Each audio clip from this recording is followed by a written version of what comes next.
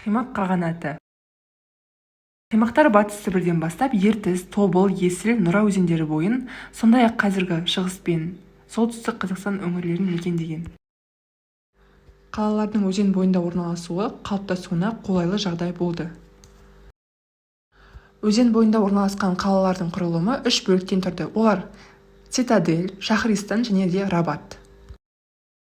Цитадель қаланың қорғаныс және билік орталығы болды. Сарай, әскери бөлімдер орналасты. Шахристан қаланың қоғамдық, сауда, қолөнер ауданы болды. Шеберханалар, мешіттер, базарлар орналасты. Рабат қала маңындағы тұрғын аймақтар, шаруалар, ауыл шаруашылығы, яғни мал мен егіншілік. Енді Қимақ қағанатының ірі қалаларына тоқталсақ, Имақия Қимақ қағанатының орталығы, яғни ордасы болды, саяси және де әкімшілік орталық. Қарантия сауда және де байланыс қаласы болды. Дамур қолөнер мен металл өңдеу орталығы болды.